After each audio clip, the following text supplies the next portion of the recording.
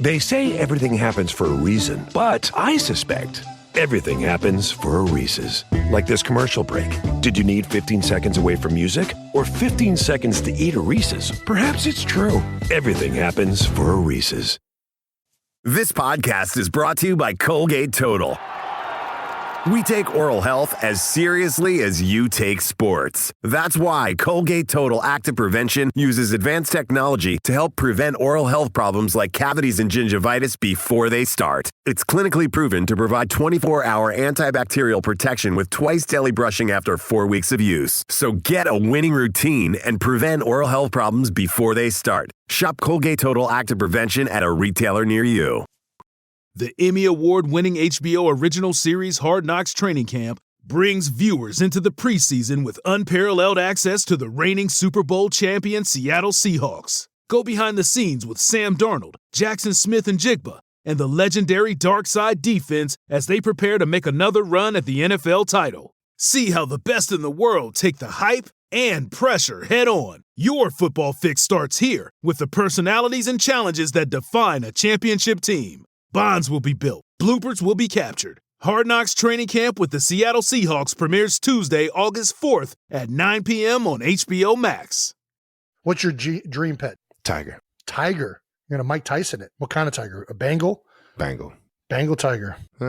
Bengal Siberian tiger. The big one. Those are big. Biggest, baddest. Yeah. I want a good like roar, like bellow, like.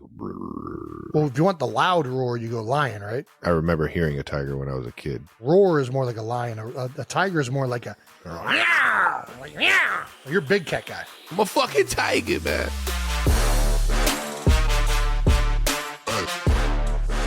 Welcome back to New Heights, ladies and gentlemen, presented by Wave Sports and Entertainment. New episodes drop every Wednesday during the NFL season. Subscribe on YouTube and wherever you get your podcasts, and follow the show on all social media at New Heights Show with 1S. Lovely. And and while you're at it, check out our official fan club at newheightsshow.com with 1S as well. Jason, tell the people what the episode's going to be all about. We got another great episode. As you guys know, some big things happened this past weekend. Hey-o. We're going to recap conference championship games, highlighting, of course, the Chiefs going back to the Super Bowl for the fourth time in 5 years, which is remarkable.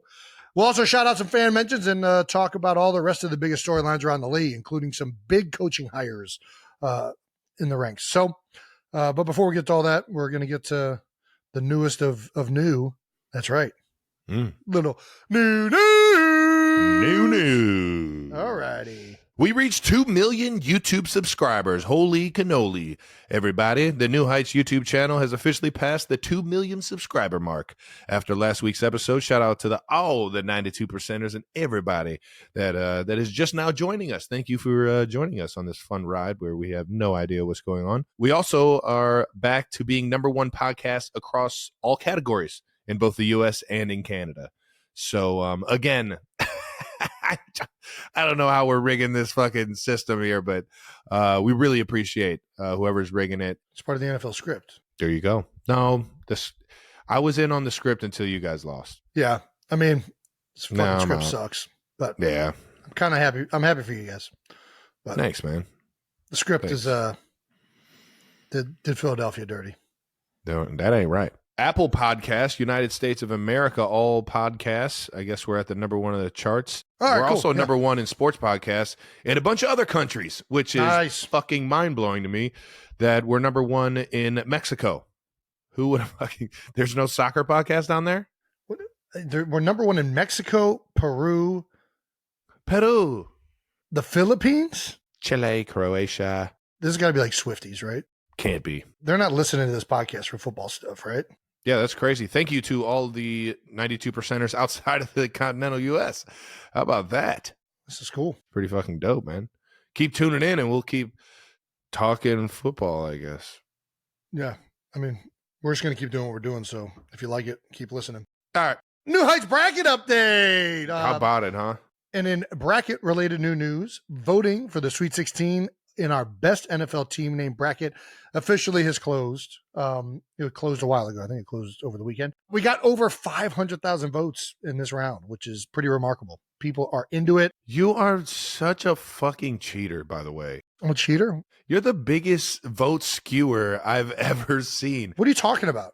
What am I doing? You hit up guys on certain teams and ask them to promote this. I'm just trying to get voter turnout. All I want is voter turnout. You're trying to get specific fan bases to catch wave so that you're more right.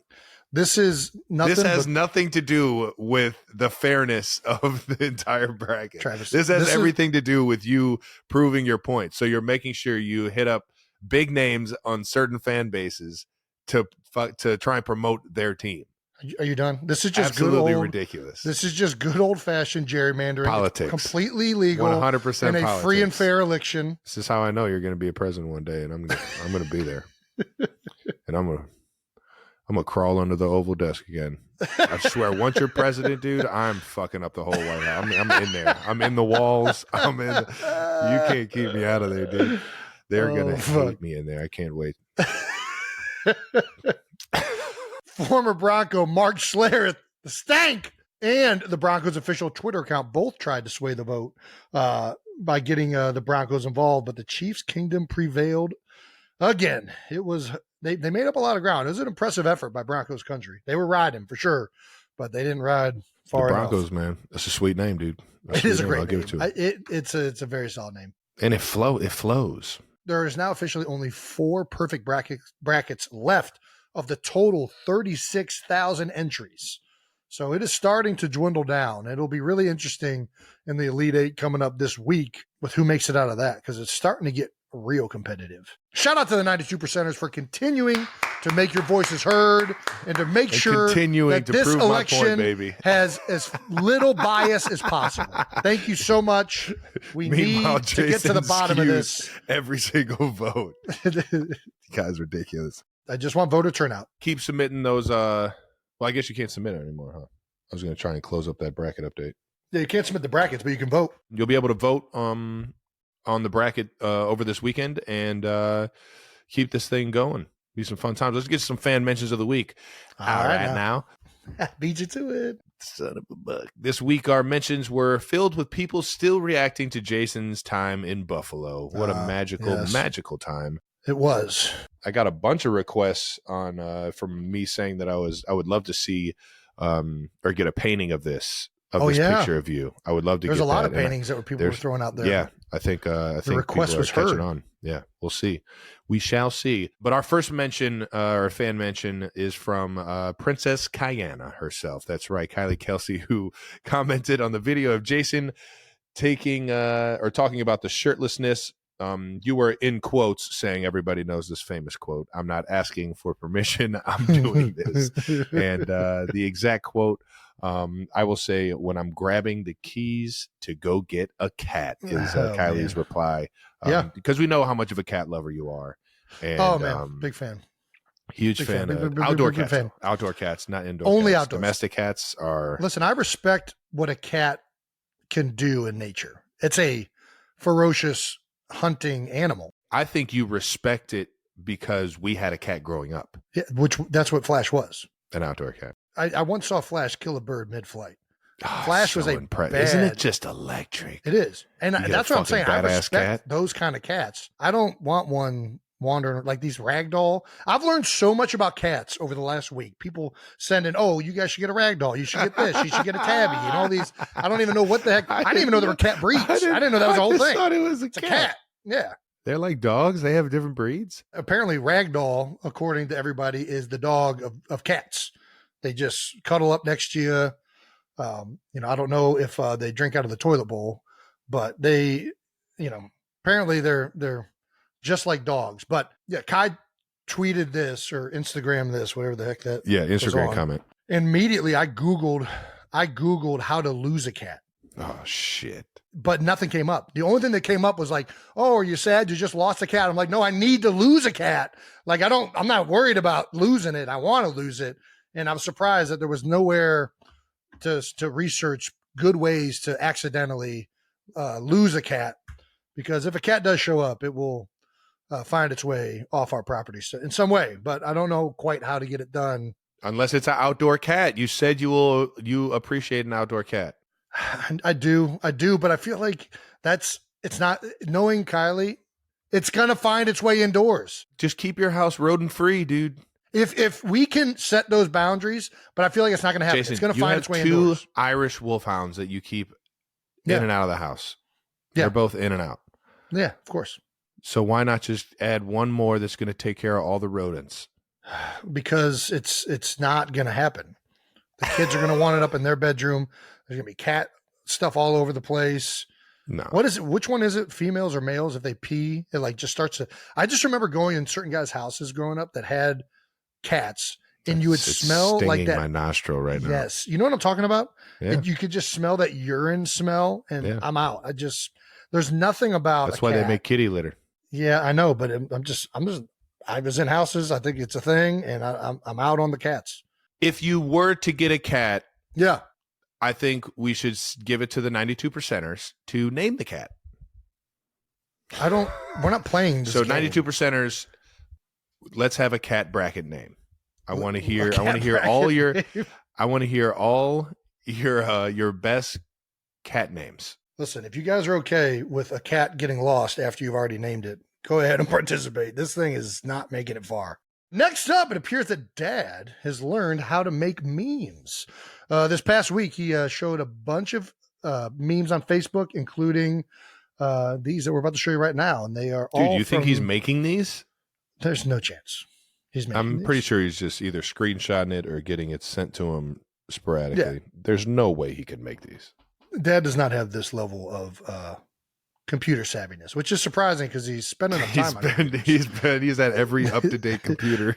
Yes, he has spent a lot of time on computers. Since the 90s. He had the original Macintosh.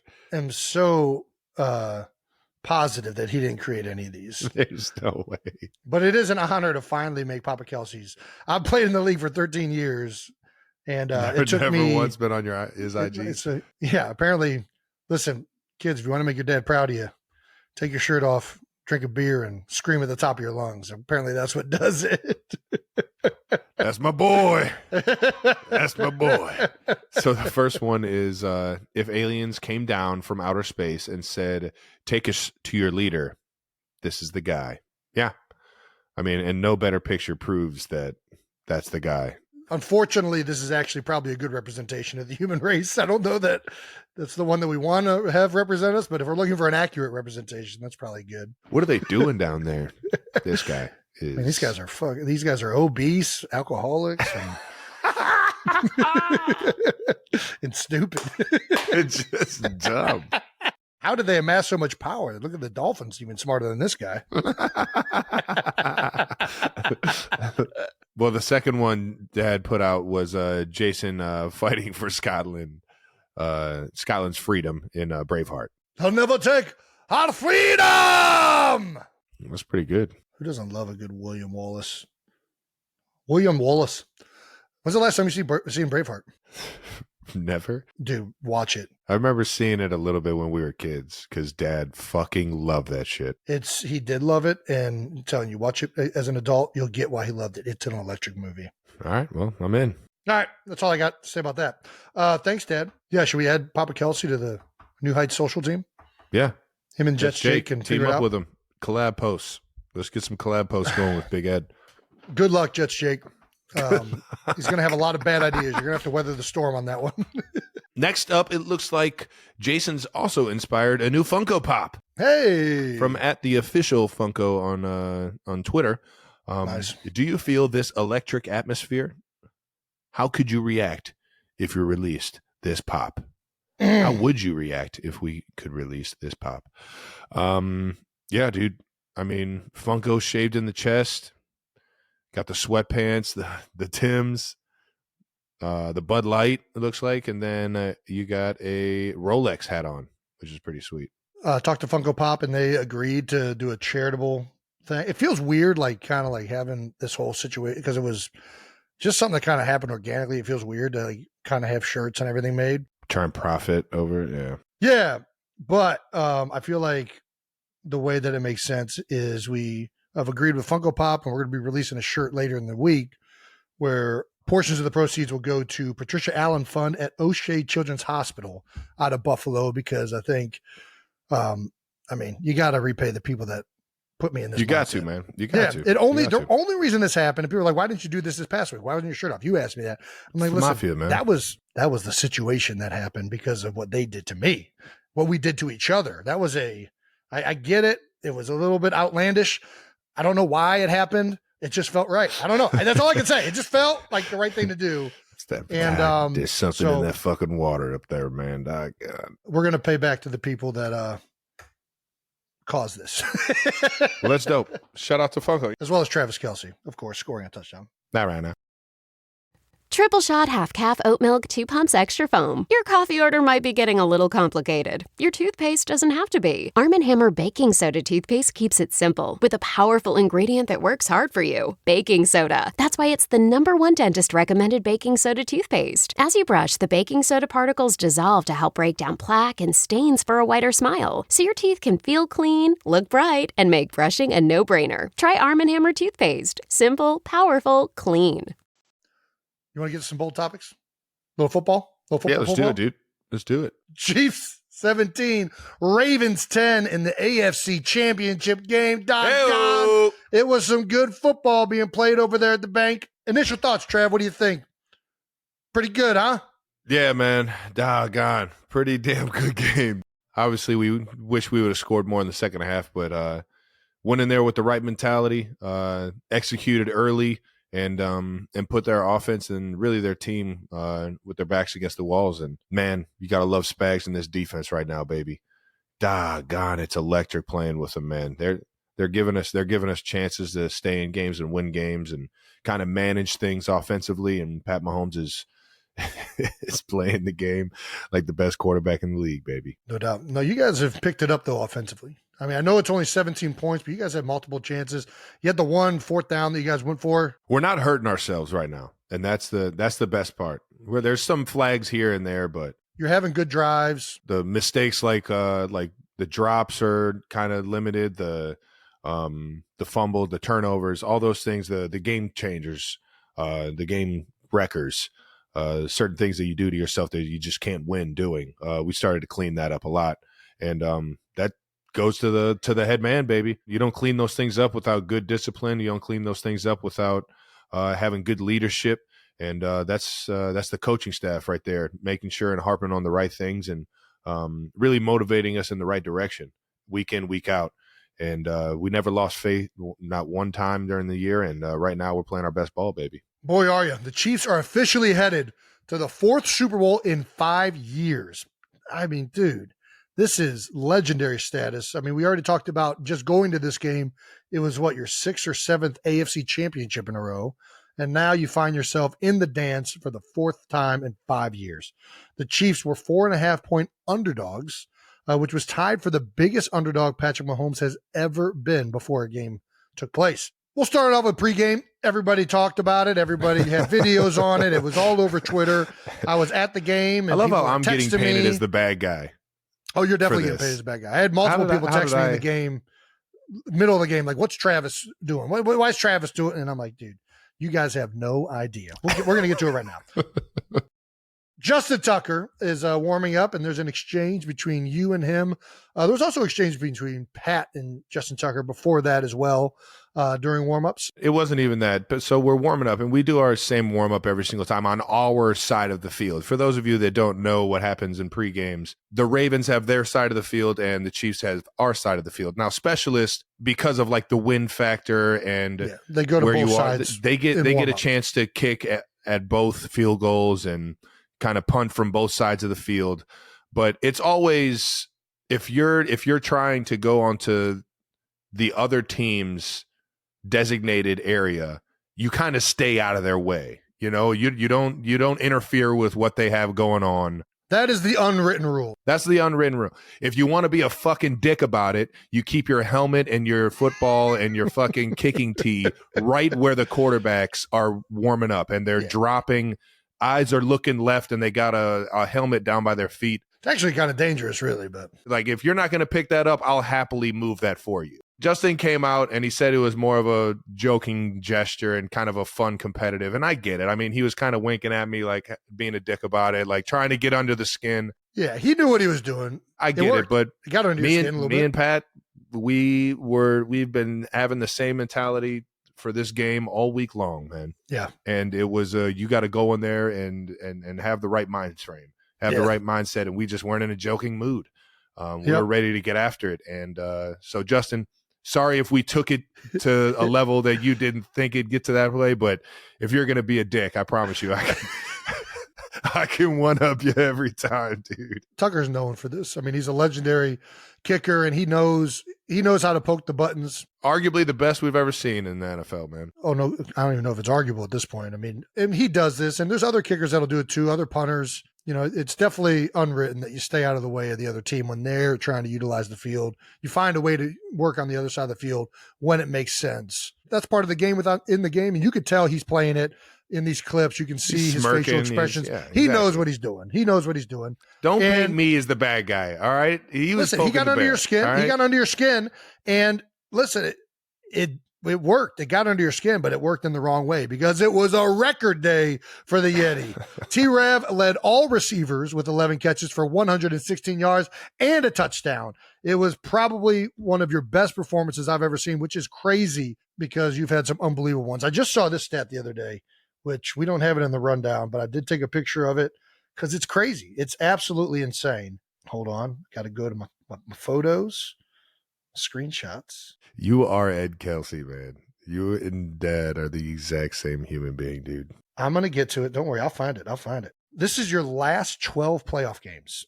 In total, 104 catches for 1,178 yards and 13 touchdowns. 12 games, that's your stat line. The playoff has been Big Yeti territory. What's so special about the 12 games? Those are I don't know. They just said the last 12 games. I don't know. How many playoff games have you had with Pat? I think 17. So it's a little bit of a LeBron stat, cherry picking 12 games. It is. I was just going to throw that out there. But either way, I mean, listen, 12-game stretch, it's a hell of a 12-game stretch. Let's make it a 13-game stretch, baby. Fire up, boys. We're going to Vegas. Not only did you lead all receivers with 116 yards and a touchdown, you had this insane grab on 3rd and 5. Let's go to the clip where you ended up diving. You want to walk us through what happened on this one?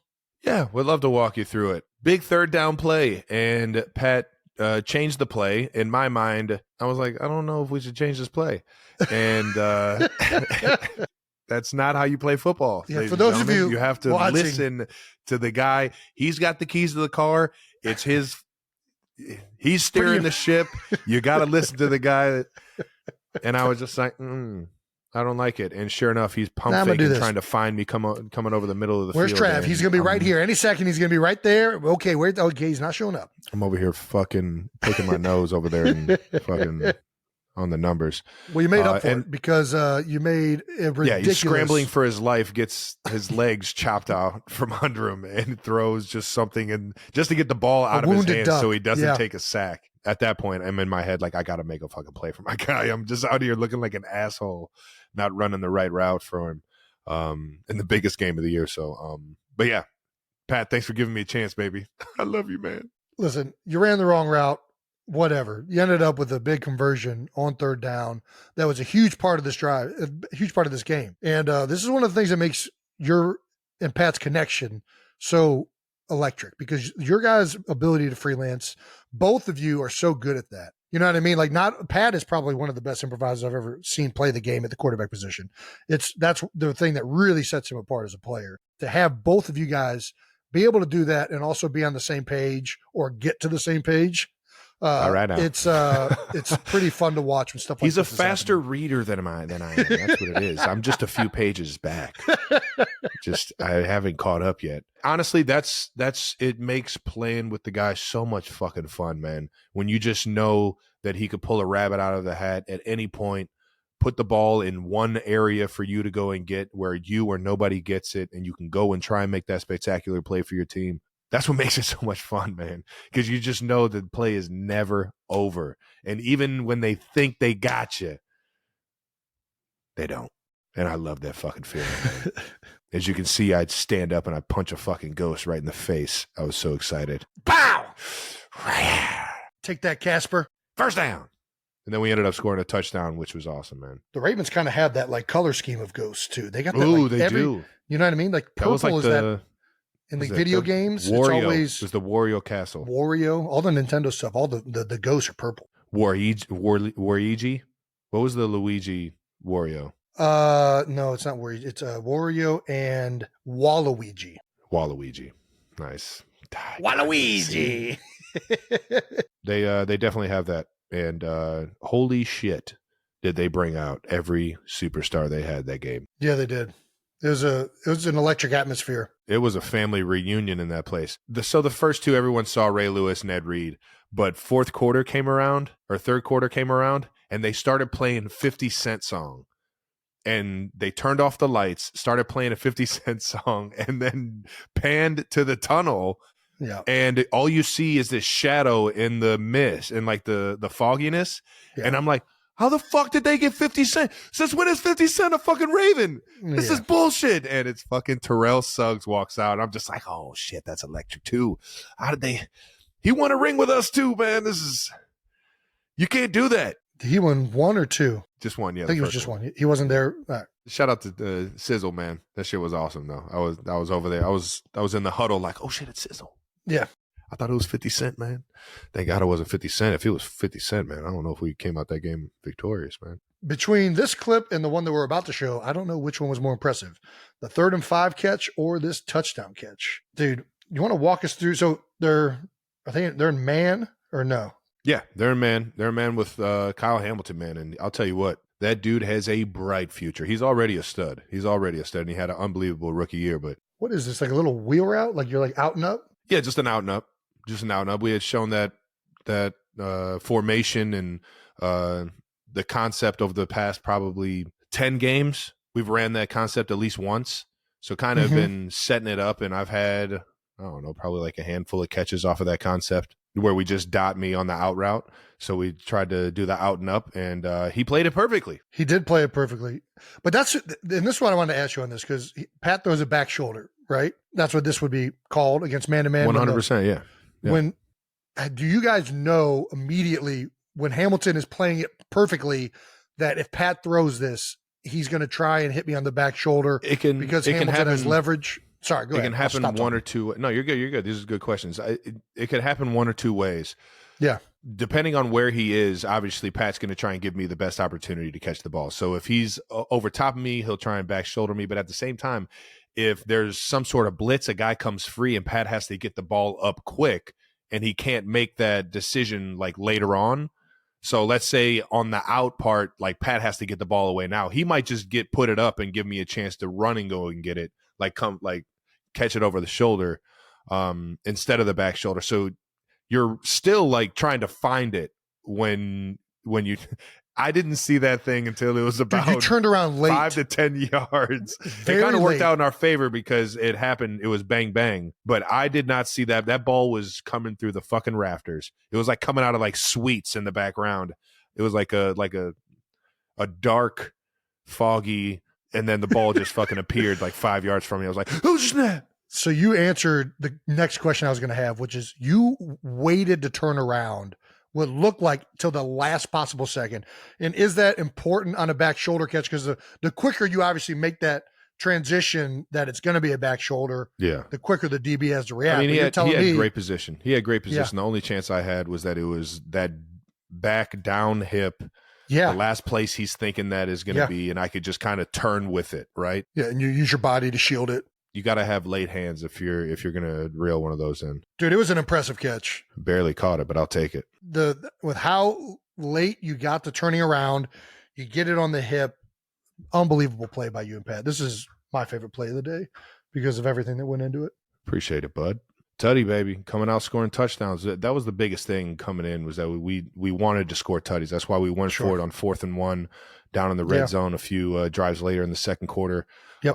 We knew if we put up touchdowns, it was gonna force their offense to feel a little bit antsy and a little bit pressed to get the ball downfield, and that's what we wanted. We wanted to see what our DBs and their wideouts looked like. Trav, over the last 2 games, you have 17 targets, 16 receptions, a 94.1% catch percentage. How about that? Little 92%er action. All right now. And 191 yards, 3 touchdowns, and a 153.1 passer rating when they're targeting you. How do you keep flipping that switch on for playoff games? What do you think it is about playoff games that, in particular, it feels like you end up having big games? I don't know if we want to say this quite yet. I mean, obviously it's just being accountable for your guys, putting in the hard work throughout the week. But I think there's just that flip of the switch that you kind of turn on in December. Yeah. Sense of urgency. You know, you want to try and have that switch for the entire year, but it's a 17-game season, man. Sometimes it's just, I mean, it's hard, man. It's hard, especially after 11 years, getting excited for a random game in fucking November where you know you're about to wax this fucking team. It's hard to fucking get it going every single week. And this year it was harder than ever because we weren't winning those games. We were trying to find ways to win, and we were kicking ourselves in the foot. And we're finally getting the juices going. We're finally playing our best ball at the right time. And how can you not get excited about that? You know, how can you not fucking wake up every single day knowing that you got a chance to go and get this thing, man? It's electric. It's the best feeling in the world, man. There's nothing better than January and February football, baby. And we're in the thick of it, man. I love the challenge of going into a hostile environment, or I just love the challenge of having our backs against the wall, and it's win or go home, man. And finding a way to win with the guys. Man, it's definitely an electric atmosphere, and it's an awesome thing to witness take place. So, Trav, your 6th receiving touchdown in the conference championship game is now the most all-time in conference championship games. But the big news is you have officially passed Jerry Rice for most career receptions in the postseason, a record that a lot of people, I think, never thought would be broken. That was crazy, yeah. The previous record was 151. It's crazy because I'm like looking at 151 catches and I can only remember like 5. Like, damn, I got over a fucking 100. God damn, I've been playing this game for a while. Did you know going into it that you were close to it? Like, how could I? At what point did you know? Everybody's been talking about it. This stuff, yeah. Fair and enough, I've been getting asked about it in the media and all this and that. And I said it last year when I kind of got into some of the Jerry Rice and Julian Edelman playoff records. Me and Pat versus but me and Pat tying Gronk and Brady and touchdowns as a duo. You start to hear everybody talk about those playoffs, and it's just such a fucking honor, man, because I got so much respect for all those guys. Of course. So much respect for Jerry Rice and how he's been down to earth and cool as hell with me ever since I got to the league. And I remember the first Pro Bowl, it was him and who was it? Michael Irvin had were I guess the honorary head coaches Captains. for the coaches. Yeah. And it was hearing Jerry and Michael talk about me as a young guy, as a young, tight end in the league, man. It fueled me with confidence that I was doing the right things, man. So and what's even more funny is that I have this weird image in the back of my head of remember backyard football on the computer growing up? Oh, dude, I don't even know if I want to mention this because I've secretly been looking into seeing if anybody holds the rights to backyard football and backyard baseball because I want to buy it and get this thing going again. That was the best game ever. Dude, it was so fun. It was so electric. Can you imagine playing backyard football right now on your phone? Because you could do that whole thing on your phone. It wasn't that complicated. 1,000%. It was not complicated. Anyway, sorry. Go ahead. It was. I love. So that you do game. remember? All right, nice. Yes. Well, if you remember, Jerry Rice was the greatest thing on. Yes, it was. Jerry Rice and Steve Young. I would pick both of them, and every single time. So every time Jerry would score a touchdown, his automatic celebration was to pull out a notebook. Open the notebook, and on the header it said records, and it was him just scribbling. I can't believe you remember this, dude. And I'm just like in my head, I'm like, damn. And then I looked it up when I got older. I was like, damn, why would he has all the fucking records, and that's why they did it. And it's just full circle that I'm as good as Jerry Rice in backyard football. There you go, man. Dude, that's electric. I've made it. Dude. I love it, dude. That's what comes to my head is that I'm now the animated I'm not saying you might have just found out what your next touchdown celebration is, but just riding records. Well, I'll have to break a record, and I think I'm way too far away from any of the other records Jerry has. You missed your opportunity. Yeah, I missed my opportunity. Either way, pretty damn cool, man, and pretty remarkable record to break. It was awesome. Thank you, man. Maybe the biggest compliment, though, came from Antonio Brown on Twitter. AB. That's right. AB, the electric Twitterer. Travis Kelce, the dopest cracker I know. There you go. That's a heck of a compliment. Hey, man. I appreciate you, AB, man. It feels good to be one of the dopest crackers, man. I love that shit, man. He's one of my favorite follows on Twitter. You got to follow him. Let's get to the Chiefs defense. It's been the storyline all year for the Chiefs. They have been phenomenal. In Spags, we trust. That's the shirts that a lot of the defensive guys are wearing. Man, don't we? This shirt is great. Did you get one of these? You know it, baby. Dude, that shirt is a great design. That's a great freaking shirt. Oh, yeah. They held the Ravens to just 10 points and held the NFL's number one rushing offense to just 81 yards. And this was my thing. I think everybody's thing going into the game. Can they stop the Ravens rushing attack? That's a key. And they did it. They held them to 81 yards and forced 3 turnovers and 4 sacks. It was an impressive play by the Chiefs defense that has been, the best in the league for largely the entire season. Yeah. Including maybe the play of the game when L'Jarius Sneed forcing a Zay Flowers fumble at the goal line. What a guy, man. Well, he wasn't really reaching though, right? He was kind of like going down, but no, he was fully extended to try and get that thing across the goal line. Can't reach. Fuck. And I'll tell you what, man, Zay Flowers is going to be a special player in this league. You told me this before the season even started. You saw him work out down in Texas with Pat. And I don't even know if we can say that, but you saw, everybody was just, right? We were all working out at what is it? TCU. It just kind of like, it wasn't like a scheduled workout. It was everybody was, and I was just tweeting at Mark Schlereth because I wanted to vote in the thing. But anyways, Zay Flowers. You said right away. I asked which of these guys did you think? Not to, I don't want to. But you said right away, this kid. No, out of the guys that were down there, I was like, give me that guy. Out of everybody that I saw down there, I was like, that man, he's ready right now. Apparently the Ravens do that too because he was very impressive all season long. Incredible rookie year. Hell yeah. But an unbelievable play here by Snead at the goal line. Just not giving up, needed baby. It most. On the half-yard line, baby. Golly, that was electric, man. It's those kind of plays, man, that catapult you into the fucking Super Bowl, man. And thank God we got Snead, baby. And this came after a taunting penalty that was called on Flowers when he stood over Snead. I don't even know if we want to mention that. No, I mean, you can mention it. It got called. I mean, it is what it is. You can't, you know what it is? It's not the standing over as much. It's not the pushing them. It's the drop of the ball. You think so? The spin. You can't spin the ball or like throw the ball at somebody or like that is the taunt. I don't think there's pushing and shoving after a play all the time. If you stand over somebody, they'll call that too, though. Because I've been called for it. I got called for standing over top of a guy. It's whatever. As much that was going on back and forth, that's a tough one.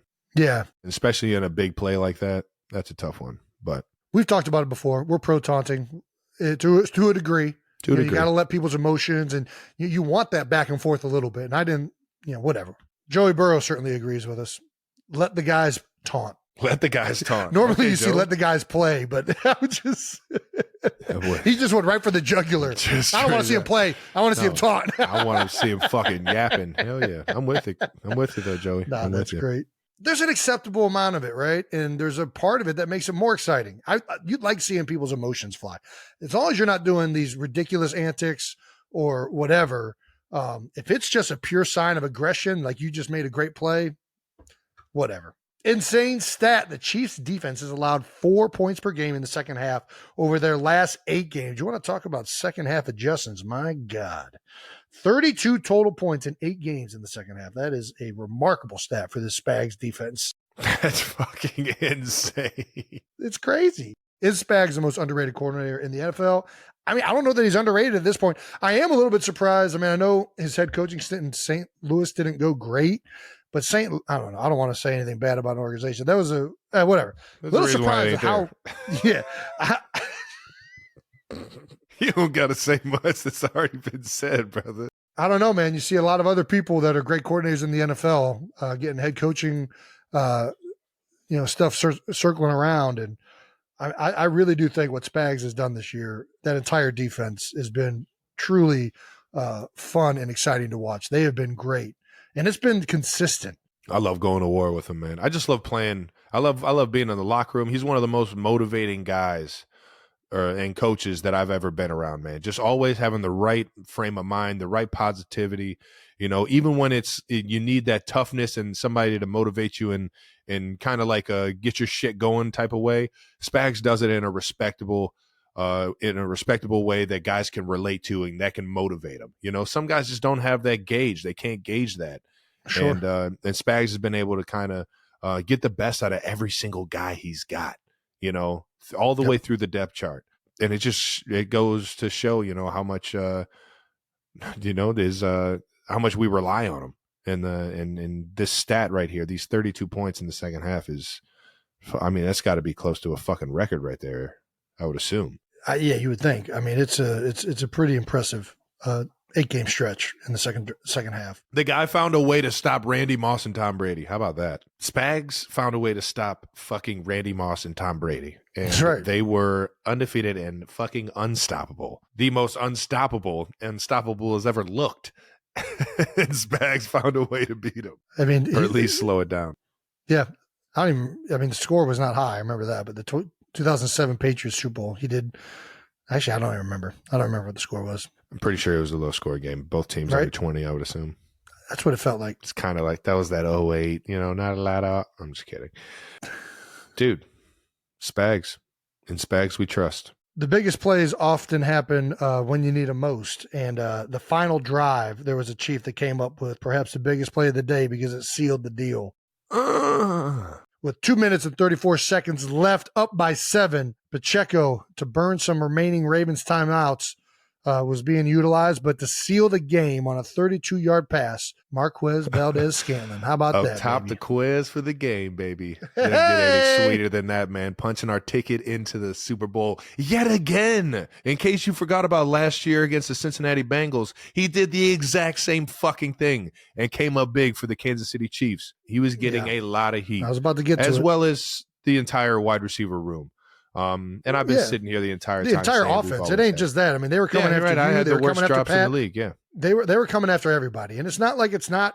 Listen, the offense was struggling for a little bit there, but you guys always knew and had faith in each other, and that's what makes this whole thing so much more special. It ain't done yet. You got one more game, obviously. 100%. Yeah. There's something so special about watching a guy who's been counted out and repeatedly said he's not good enough or he shouldn't be out there. Couldn't be more proud of the guy, man. He needs to be more accountable. Go out there and make a play when you need it most. And our year when we won it, that you got to see Nelson Aguilar really have a special year and make meaningful impact for us. Hell yeah. Got to see Nelson after the game, man. One of the Kelce favorites. That's right. Great dude. And so happy for MVS. And we weren't the only one. Fast Tyreek Hill chimed in on Twitter. What y'all got to say about MVS now? And MVS actually got on Twitter and probably had the tweet of the freaking day. I mean, it might be the tweet of the season at the bank with, Casey Wolf, baby. Thou who shall not be named, I guess. Dude, the legend. Fuck. Awesome tweet right there from MVS. At the bank, baby. Let's get some post-game stuff here.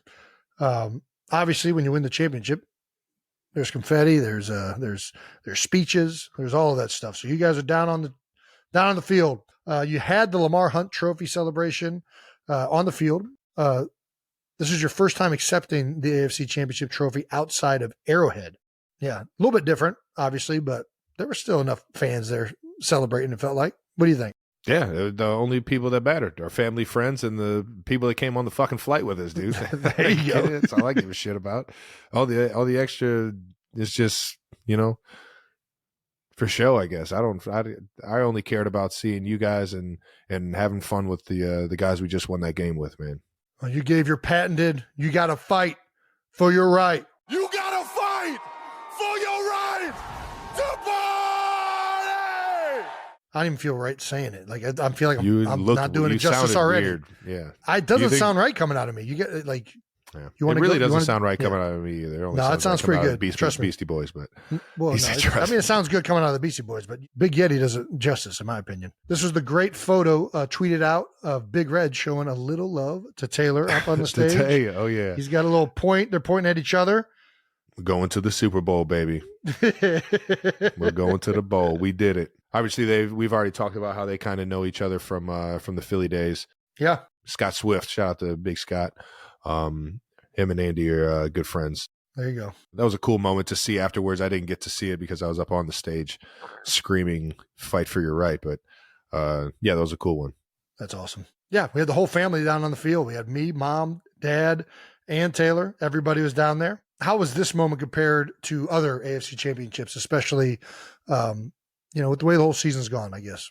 Man, I mean, obviously it feels like it's a little bit sweeter, man. I don't want to rip out anybody's heart in KC, but this road to where we are now has been more of a challenge, which means you have to overcome more, which means it kind of means a little bit more. And although I cherish all the games that I play in Arrowhead, every single one of them, baby, this one meant a lot, man, and it meant a lot because the guys we had and how we persevered through a lot of the things that we weren't doing during the season. Mm-hmm. And it just felt that much better with those guys. You could feel it in the locker room afterwards. You could feel it on the plane ride home. Typically if you win at home, you just go straight from the field to your house or to wherever your family is off the field. This one, we got to have an entire 2-hour flight to ourselves where it was just us partying on the freaking plane back home, man. And it was electric. It was awesome. We had the coaches coming back to where the players were and just reminiscing on this season and enjoying every single bit of being around each other and what we had just accomplished yet again for the second year straight. And we got a special group, man. And that's why this one feels that much better. 100%. And it feels that way. It's been an awesome year. And, as we talked about after the game, it's just one more now. Uno mas. All right. Let's go and get it, baby. LeBron's stat of the game. Might have to change this whole bit to Mahomes stats pretty soon, but from a friend of the show, Mr. Rich Eisen. Rich! All hail Patrick Mahomes. He. First quarterback ever to start 4 Super Bowls before turning 30. Third quarterback to start 4 Super Bowls in a 5-season span, joining Tom Brady and Jim Kelly. And those are pretty good company right there. 14 playoff wins behind only Brady and Joe Montana.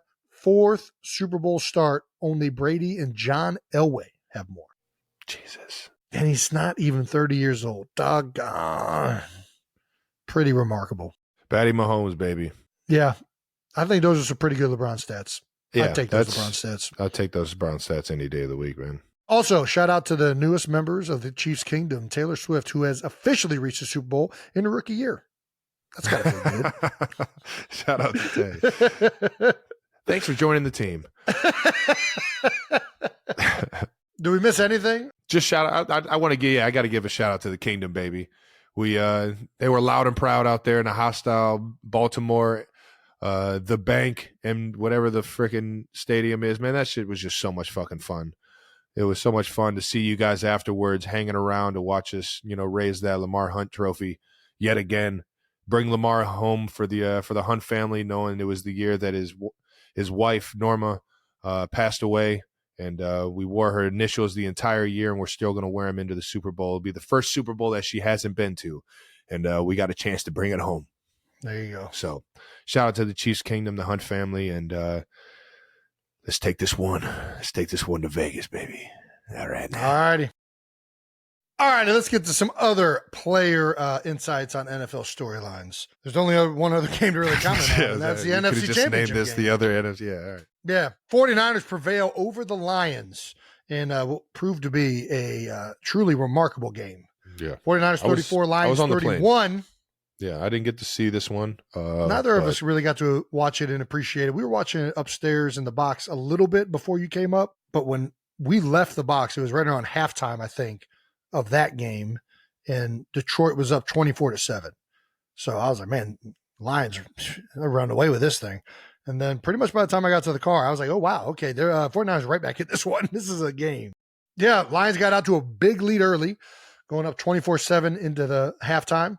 But the second half was all Niners. Scored on 5 straight second half possessions.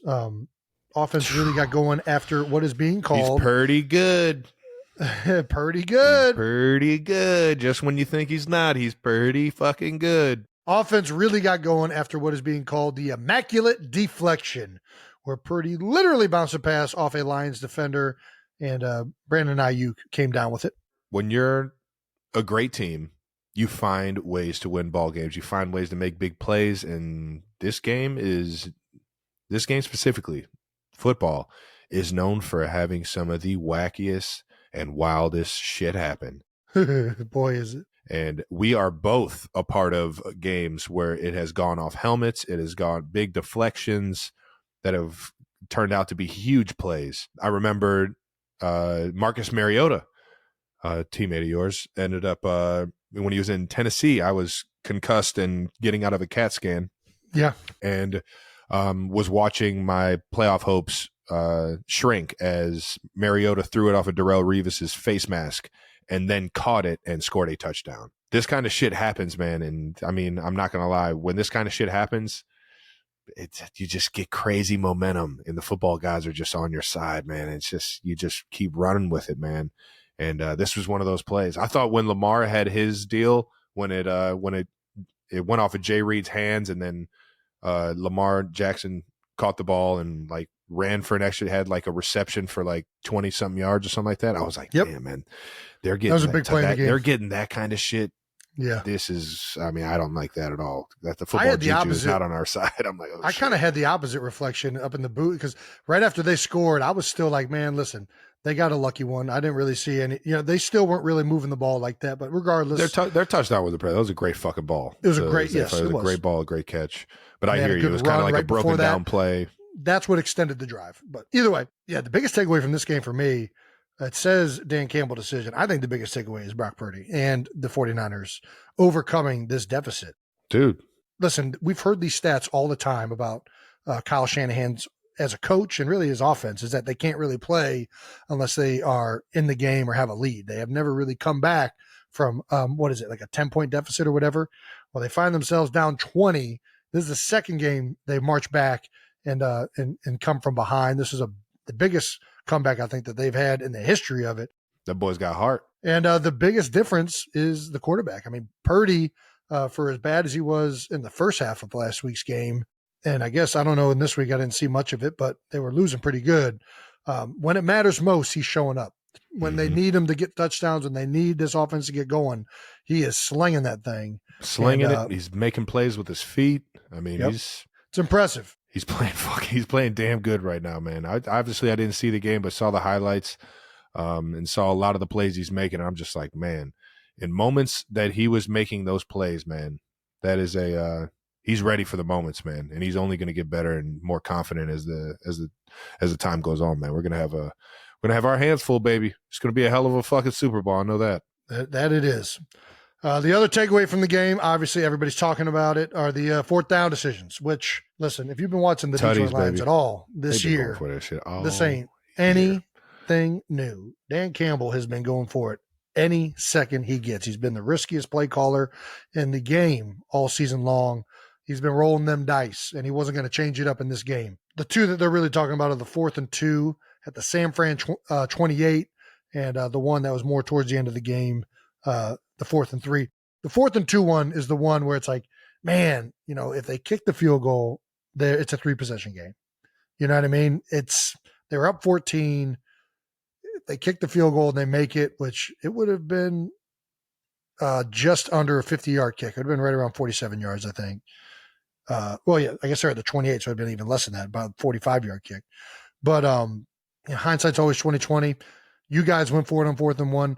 I feel like in these playoff games, you got to be aggressive. But that was the one where it's like, man, we already have such a lead. Let's just take the points and make it 3 scores. Until you get a first down, and then a couple plays later, you score a fucking touchdown. And the dagger has been put in. And then guys, see, this is what it is. They weren't playing to accidentally sneak away with one. They were playing to be aggressive and go out there and take it. And I've loved Dan Campbell for playing and coaching like that in these Lions all season long. Unfortunate that this story is ending for those guys. It was an incredible storyline happening. Man, it was fucking fun to watch them fucking go to work, man. But, it's a great storyline for San Francisco as well. The 49ers have had a special year. They've gotten a lot of redemption this year with Brock Purdy staying healthy down this stretch and getting an opportunity to prove who he is. And they're in the dance. Yeah. Yeah, man. You got any final thoughts from this one? The old Niners Chiefs rematch, baby. That's right. Get to watch me and George go at it yet again, baby. It'll be a fun one, Kittle, man. I love that guy. I love how he plays. And it's an honor every time I get to share the field with this year's best tight end in the National Football League, man. 8-5. Well, the 49ers' 17-point comeback win is tied for the largest comeback in the history of the NFC Championship game. 49ers are now 1-5 when trailing by 14 or plus points at any point in any game since 2022. That's a LeBron stat. LeBron.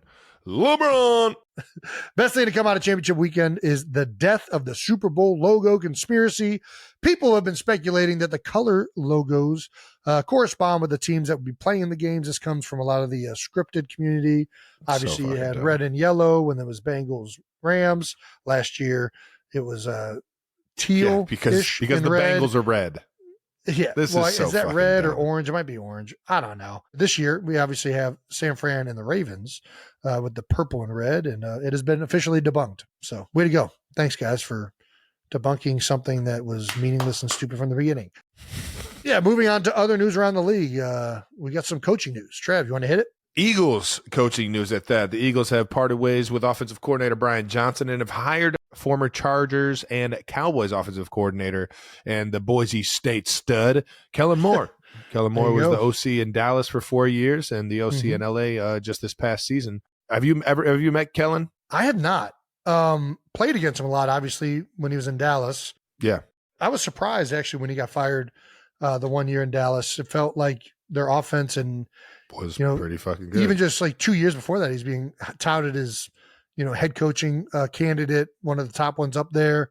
He's been one of the brightest minds for young offensive coaches for some time now. So I'll be interested to see where your offense, kind of the direction that it goes, man. I'm very interested to see how that thing goes. He's done a little bit of everything. Obviously he comes from Boise, and it's I think it was wacky back then, man. It was damn I sure want to was. say wacky. It was a different offense though, and they did a lot of stuff. I mean, it was creative. That's what it comes down to. And I think there was a lot of people, and I think even looking back ourselves, that realized that we could have potentially been a little bit more creative, I guess, offensively. And I think Kellen will bring a lot of that. He did it in Dallas. He did it, I'm sure, especially in the Chargers, even though I didn't watch him that much. Everybody wants to bring up the Ezekiel Elliott snapping the ball type thing. That creativity didn't work in that play, but it's not always going to work. And I think, he's been one of the best offensive minds in the game. I'm excited to see what he brings to the offense and how it evolves with him at the helm as the offensive coordinator. What are you laughing about? Dude, that play was electric. I still want to know what was You're about happen. to find out. I can't wait to ask him. I'm for sure. I think you're spot on with it, though. Zeke was supposed to get the ball. He got hit at the line of scrimmage. And it threw the whole thing off. The ball. It threw the whole thing off. Yes. And it's the only way that happens. Yeah. And they've also let go of the defensive coaches, Sean Desai and Matt Patricia, but have since announced that they're signing Vic Fangio to their new defensive coordinator. Fangio with the Dolphins mutually decided to part ways after one season last year and is formerly a consultant with the Eagles back in 2022. So he familiar face in the building, obviously an NFL staple. Fangio's been around for years and years and has had a lot of success in the NFL. Jason, thoughts on Fangio taking over the defense? Yeah, Vic is, listen, his reputation precedes itself. He's been one of the best coordinators in the NFL, since I've been in it. I think every stop he's been, those defenses have been pretty darn successful. Obviously, the Dolphins this last year got riddled with a lot of injuries there down the stretch. But I think everywhere he's been, he's been one of the best out there with the defensive coaches. He's revolutionized the game to a certain extent. There's a lot of people talking about the Fangio defense and how more and more coordinators have taken from it. And there's never, a more sign of respect than imitation, right? Whenever somebody's trying to do what you're doing well, that speaks to how good you are at it. I've had the pleasure of playing Vic in Chicago, Denver, and Miami. And, he's just a guy that, first of all, he's brilliant. He can do a lot of different things. I still remember playing against him in Chicago, and he kept putting 6-1 like goal line defense out against our 11 personnel, and we did not know how to react to it. And it threw us up for a loop because we had no plan for it coming in. They hadn't really done it, and it threw us off offensively. And that's the type of coach he is. He's going to find a way to throw people off. He's going to find a way to mess up your run fits and try and get you into the looks that you think you're getting, you're not getting. And Vic's been among the best at it.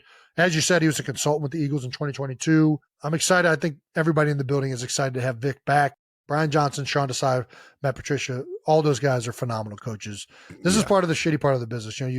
When things don't go well, there's going to be changes. And is everything with the offense to be blamed on Brian Johnson? Of course not. Brian Johnson is a great coach. I don't care what anybody says.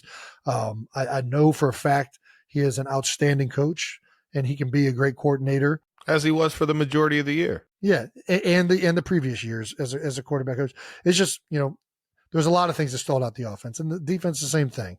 I feel for those guys, or for guys that get let go in these situations, because it's never at any time is it any one guy. Never. That's the unfortunate side of this business. But I am excited to see what Kellen Moore brings to the team and Vic Fangio. And yeah, I think it'll be interesting. All right. Now, there's also a lot of fans, Eagles fans, upset with Sirianni's role now. Just a head coach. I think that's Eagles being upset on the season. You can't. There have been plenty of NFL teams that have had unbelievable success with coach that is more of the game manager and letting the OC and the DC call the plays. Listen, I mean, two of the teams are right in the AFC Championship and NFC Championship, John Harbaugh and Dan Campbell, right? I think, Nick is, first of all, I don't really know I don't know if they've actually said what his role is, I guess, going to be on the offense. I know he said he's going to do more of like the head coaching responsibilities, I think, in his press conference, but yeah, he's on cue saying that. Nick, and I really mean this, is one of the best coaches I've been around, and talking about coaching situational ball, really understanding what to do in the right moment, motivating guys. We coach things up in team meetings and hold people accountable better than pretty much any other coach I've been around. And I think he does a lot of things. Players love him. They'll play hard for him. I know it was a really shitty year for us, but I think that Nick has a lot to bring as value as the head coach, and the organizational leadership that he provides for the team. Yeah. To me, I look at it as, hey, I think Kellen Moore is a pretty bright guy, and I think he's going to bring – all I know now is I know we have a great coach in Nick Sirianni. We just got a great defensive coordinator, defensive mind in Vic Fangio, and we got a great offensive mind in Kellen Moore that just got hired. So in my opinion, we're adding more, talented individuals to continue to be a part of the staff. So whoever is calling plays, I know that we get better having Kellen Moore in the building, because I think he's a great mind and has proven that over the last 5 years. Nick moving to like a head coaching position, he removed himself from play calling duties last year with Shane Steichen, right? Yeah. That ended up working out pretty damn good. Nick has shown in his tenure with the Eagles that he's going to do whatever he thinks is in the best interest of the Philadelphia Eagles. And he's going to make those decisions, and he doesn't care about how other people perceive it. He doesn't care about anything other than what's in the best interest of the team. And to me, I think players respect the hell out of coaches that operate on that level and communicate things like that. And he's a very unselfish guy. Yeah. I'm with you, brother. That's my viewpoint on it. We got one more in the Eagles coaching news that broke today as we're recording this. The Eagles are expected to hire former Seahawks defensive coordinator Clint Hurt to be their defensive line coach, man. And he looks like he could put a hurt on somebody. No doubt, dude. This dude, I don't know if I was with him at the Pro Bowl when he was in Seattle when the coaches were coaching our side, but I know I've played against him a lot. I just feel like he's going to be a guy that everybody's going to love in that building. You just look at him and you can tell he's a guy that's going to motivate the shit out of you. Just look at that guy, man.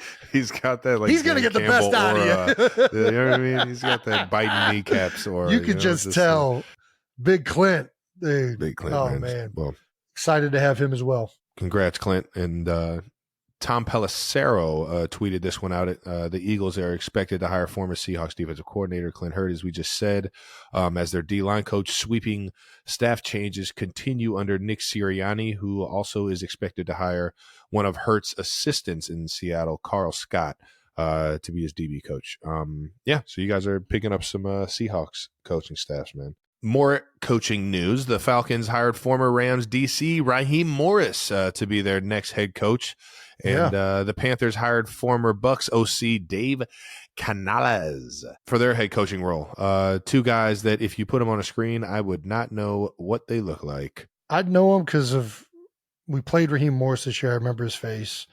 And I just saw a picture like a couple days ago, Dave. Well, the biggest news in coaching ranks, the podcast officially has a new AFC West rivalry with Jim Harbaugh. That's right, the Michigan Wolverines head coach from last year's national championship team has now been hired for the LA Chargers. He's been at Michigan since 2015, where he's just won the national championship. He's finally got him beating Ohio State, so he's got to be doing something right. He's doing something right. I don't know what was that.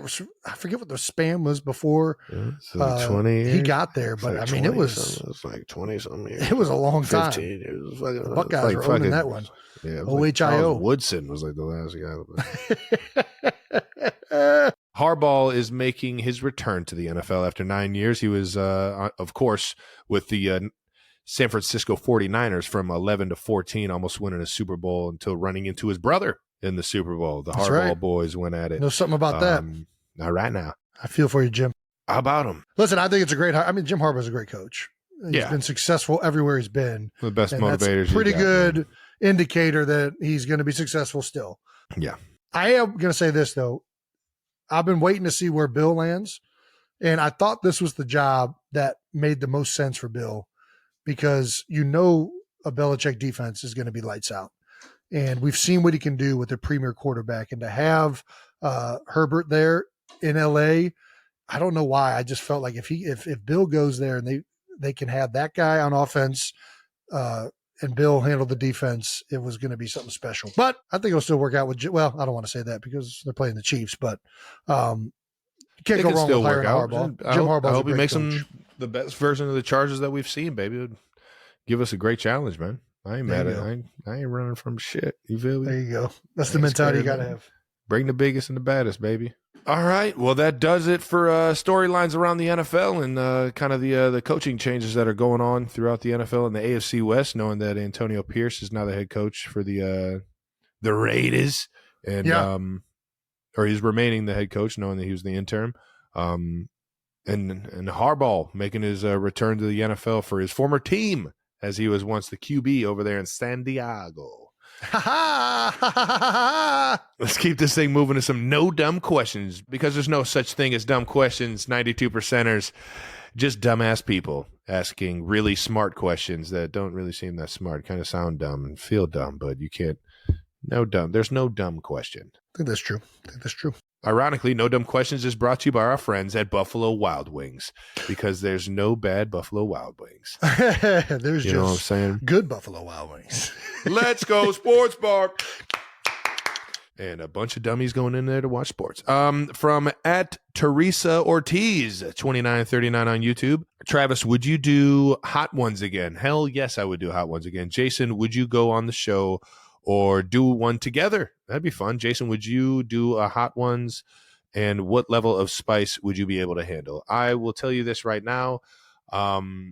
Those wings and those sauces are no fucking joke. And the first time I got introduced to a world record hot sauce was because of this fucking jabroni in front of me. Yeah. Jason made an online purchase in college to specifically ruin everyone's leftovers, as he would secretly put hot sauce on all the leftovers in the fridge and just watch everyone fucking be so confused when they eat their food for lunch the next day. I'm trying to remember what that hot sauce was called. Atomic Bomb. No, that was Atomic Bomb was that Quaker Steak. Quaker Steak had that hot sauce, and you get your picture on this the wall. This was something like that, though. It was something well, like this was just a hot sauce that was designed to be as hot as possible. Yeah. And it's called I think it was Mad Dog hot sauce, but it was like something like Magnum. Either way, I just remember going in and trying to get ironically, I think it was B-dubs. I think it was a B-dubs like order from the night before, and I just had an extra like 10 wings that I threw in the fridge for lunch the next day. And I go in there, and my first like 2 wings that I eat, I'm just like, God damn it, these are fucking on fire. What is this? And Jason's just over on the couch giggling like a fucking asshole. Just a complete asshole. When we were in college, we used to do online dinners at the Boujnaks. Hey, shout out to the bougies, man. And their dad, who unfortunately recently actually just passed away. I don't know if you knew that. Oh, damn, man. Yeah. R.I.P. to the big guy. Legend. Absolute legend, man. Yeah, Mr. Boujnak. He had a fried chicken chain in the Cincinnati area, and we'd go and eat chicken at the house, and it was one of the highlights. But every time it was your first time going there, you had to try the hot sauce, and they would put a toothpick in it. You would dunk it in, and you'd lick it, and it would ruin your day for about 20 minutes. It was absolutely terrible. And I bought that same hot sauce, and I think that was Mad Dog 357, but I think it was like their platinum edition or something. That sounds very familiar. And it had Mad like a little bullet on it. Yeah, but that's where I got the atomic thing from. Yeah. I know it was some type of like weapon of war. Yeah, exactly. Like, this is going to kill you. I think they had like a platinum version or something, but it was like 3 million Scoville units or something. It's like something stupid. It's fucking some shit that'll fucking ruin your day. And that's exactly what it did to me on that lunch. Yeah, you'd have guys like throwing up. Anyways. Back to the not so dumb question. What would you go on hot ones? Yeah, of course. I think I like, first of all, I love chicken wings. Not right now. I think it's an awesome show, and it'd be fun to try it out. Do you like combo? Because you gotta be good at eating hot wings and having a combo. Because that's the hardest part, is talking while your mouth is just fucking leaking. Yeah, I mean, I'm gonna be terrible at.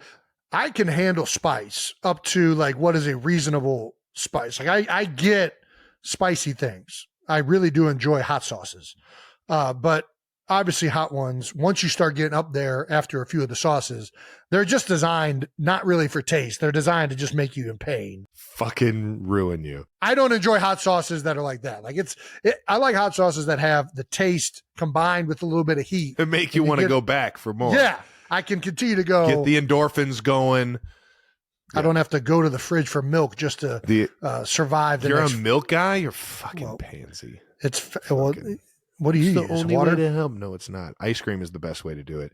When I did hot ones, I didn't fucking touch the milk or the Pepto-Bismol or anything. You just handled it?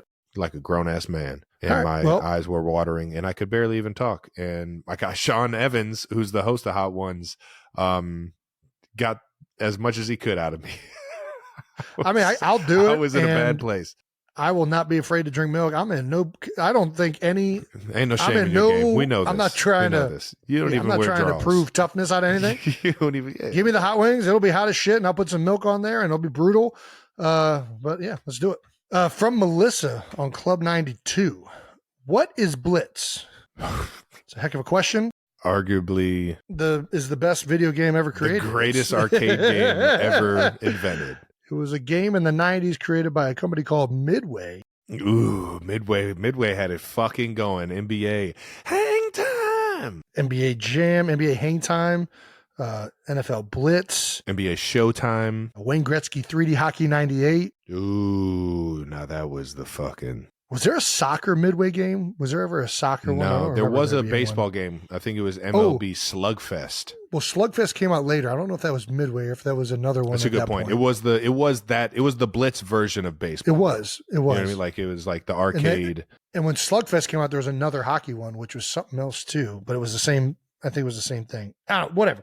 We're digressing. Yeah, Blitz was incredible, and it was electric when it came out. I feel like when it first came out, was it only arcades, or did it come out immediately when like Sega and Nintendo 64 were big, and it went to console? There's definitely were big machines. Damn, that's a great question. I don't know. I'm going to say it was a video game and then became an arcade game. Or it was at the same time. It wasn't like it was an arcade 1,000% in the 90s, and when it came out on whatever it was, Nintendo or or whatever. I think it was out on all of them, but well, I don't know. I only remember it on 64, but that's what we had. Either way, Blitz was an incredible game, only to be topped, of course, by Blitz 2000, which then enabled you to play with 4 people when you could only before play with 2, and that's when it really became fun. That's when it was a 2-on-2. Tag teaming your buddies. You remember going to the fucking... You go on fire, and then you'd be dragging guys, and then... You remember going to the Uptown Bar in KC? Dude, we were just talking about this because Brent Black was at the game this week, and Kylie was like, and I was like, yeah, that was and she reminded me that we were with them at the arcade, and we sat there one by one. I mean, maybe 4 hours, and we were just killing people. It's undefeated. Nobody could we were fuck murdering. with us. We were freaking. It was like we were 10 all over again, and just beating all of our friends. We were playing defense like Wink Martindale. We were doing suicide blitz on everyone to put pressure on the quarterback.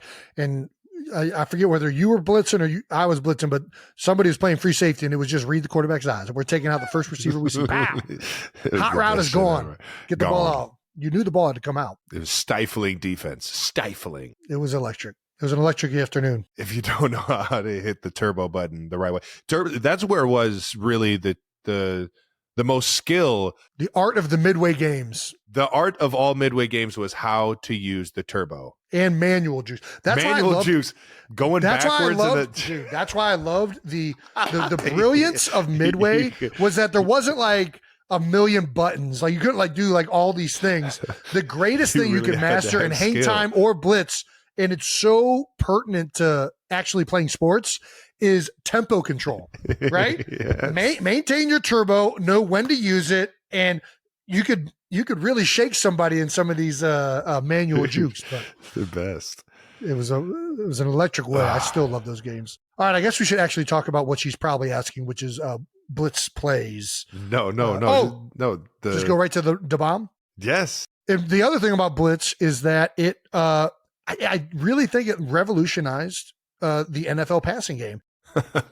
There was one play everybody picked, and it was called the bomb, and it's essentially just all go special, and it's what everybody in the NFL runs now. If you tell a male from the 90s, run the bomb, they know exactly what you're talking about. Yep. Middle guy's going to run a bender. The outside guy's running. You got three level crosser. It's what we ran to win the fucking game against the Ravens, to throw it up to Marquez. We ran the bomb and just fucking threw it up to Marquez for the game. It's the greatest play ever invented. Not quite all go special, but I guess that would be more the Hail Mary play with the little bender in the middle. But there you go. Yeah, triple cross. Yeah, 3 triple levels. Cross. Either way, yeah, you're putting somebody in a bind on the bomb. No matter how they play it, you can't play it properly. Somebody's one-on-one. It's going to give us a chance. Well, to answer your actual question, Melissa, a blitz in the National Football League is when you bring more than what you typically would bring, which is 4 defenders. You typically have 4 defensive linemen on the line of scrimmage, and they're the ones rushing the passer in a pass situation. If you bring any more than that, 5 or 6 guys, that's typically what they call a blitz. Yeah, it's gotten a little hairy because now there's like simulated blitzes. So I feel like a blitz used to be like what Travis is saying. If somebody blitz that's not a typical rusher, if somebody's all of a sudden rushing the quarterback, that's a blitz. That's how we identify it from the schematical. But now, and this has been the rave, I guess, for the last 2 or 3 years, but you're seeing it more and more. Teams are pressuring with linebackers and dropping D linemen or outside linebackers on the edge that are normally rushers. The old fire zone. But they're only rushing 4 now instead of, so they can still play a true cover 3 rather than a fire zone coverage. I think that's still a blitz, right? But they call them simulated pressures? I don't know. Whenever a guy that doesn't typically rush the quarterback rushes the quarterback, blitz. I'm calling it a blitz. I think that's the right way to say it. I think you're right. Good definition. I'll double stamp that triple stamp. You can't double stamp a triple stamp. All right, that was it for No Dumb Questions, brought to you by Buffalo Wild Wings. Those 2 good ones right there. And thank you for letting us reminisce on how good we are at blitz. Let's go, sports bar. I'm being told to quiet her down. No, we got a little excited. Remember, 92%ers, make sure to submit your no dumb questions to Club 92 and upvote your favorites. Some of the posts with the most votes will be featured in next week's episode bonus video. How about it? Let's get to some stamps of the week. How about that, Trav? What do you think? Let's finish this fucker off. All righty. Finally, we're going to hand out our stamps, which I don't really know if they mean anything, but we're going to do it. What? These stamps go to the players who took their games to new heights in the conference championship round of the playoffs. New Heights Stamp of the Week is brought to you by our friends at Accelerator. It is so good. So Jason can't fucking scream because he's got kids. Accelerator Active Energy. How about this, ladies and gentlemen? I got some tropical punch over here. This shit's fucking electric. It's 10 o'clock and I just had one. I'm going to be up all night. Man, it's already that late. All right. Accelerated through the night. Accelerator Active Energy is available at Hy-Vee, Quick Trip, and Amazon. All righty. For my pick, I'm going with none other than the DC that has been lights out all year round and is making his way back to the Super Bowl to try and defend it. Chiefs. Let's DC, go. Steve Spagnuolo. In Spags, we trust. I want one of these shirts, Travis. If there's a way you can get one, I need it. I got you. He's a Jersey Shore guy. I know. Well, he came to the event trying to see you last year when we did the beer bowl. I'm the worst. And, we all know this. I suck. I know. We know this. University of Cincinnati knows it. You guys know it. Spags now knows it. I fucking suck. But Spags, I got you this year. I got you. We will enjoy the shore together, man. There's been too many summers that have gone by where I haven't caught you out there on the East Coast, baby. Well, the Chiefs defense finished with 4 sacks, 2 fumble recoveries, and 1 interception in the win over the Ravens. They held the number 1 rushing attack in the league to only 81 yards. Justin Reed has posted about how you can purchase the In Spags We Trust t-shirts. A portion of these proceeds will go to Justin Reed's foundation, J. Reed Indeed. I like that. A little rhyme action. Jay Reed, baby.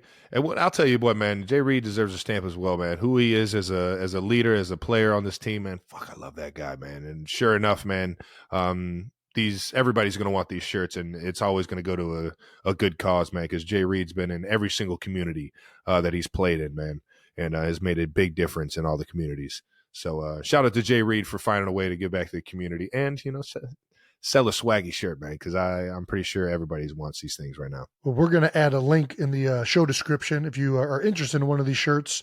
But yeah, congratulations to Spags, the entire Chiefs organization. It's been an unbelievable year.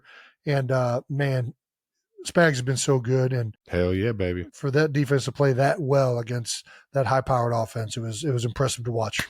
Way to go, Spags. Spags taking not only his game, but our game to new heights. All right now. I'm going one of my favorite teammates of all time. My brother from Chi-Town, Frankfort, Illinois. Ooh, finest. Okay. There we go. Lincoln Way East High School. Holy cow. Nick Allegretti. That's right. Nick Allegretti for the Kansas City Chiefs stepped in for our Pro Bowl offensive guard Joe Tooney for the AFC Championship.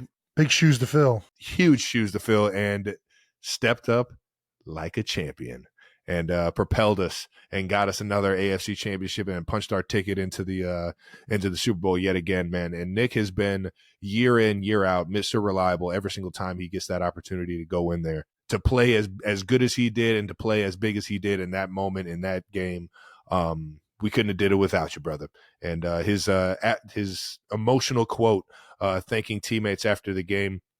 They were there for me all week with communication, making sure I was ingrained in this offense. God, I'm so proud of this team, man. You said it for all of us, dude. We're all in the same boat with you, man, and the feeling's mutual to have you on the team with us, brother. And damn, that was a fun one to go and get with you, man. And Nicky Allegretti, shout out to all of our Lincoln Way East family, Dan Giordano and the Giordano family out there in Chi-Town. Yeah, baby. We got a lot of connections, and Nick and his family have been absolutely awesome ever since he's been a Chief, and we're lucky to have him, baby. Shout out to Nick taking his game to new heights. There we go, baby. Alrighty. I still can't yell because my kids are waking up, so I'm just going to do this at a nice Kylie's about to beat the fuck out of you if you don't shut the fuck up. I think that's already a foregone conclusion at this point. That wraps up another episode of New Heights. Make sure you subscribe on YouTube to the New Heights channel so you know when new episodes are coming out. And check out our new bonus video this Friday. How about that? We'll be checking out some new fan art and reveal the Elite 8 remaining teams in our best NFL team name bracket, which is totally unbiased and completely fair. Listen and subscribe wherever you get your podcast. Once again, New Heights is presented by Wave Sports and Entertainment. And follow the show on all social media at New Heights Show with 1S. Thanks to our production and crew. We love you guys. Love you. To the moon and back, boys and girls. Love you guys. And thank you to the 92%ers. You guys are the greatest.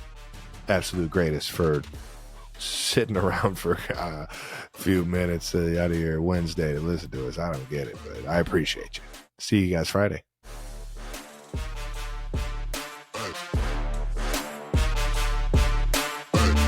Real quick before we get to the section, I got to let Kylie in down here because the door's locked for some reason. Oh, there she is. You can always interrupt. Always. Free pass. If you want to just pop in every now and then and tell Jason he fucking sucks. They're saying that they will gladly have you pop in whenever you want over me talking or anything. So I'm repeating what they said. I'm not giving you any kindness. I know that. I need to, though. No. Somebody stop him, please.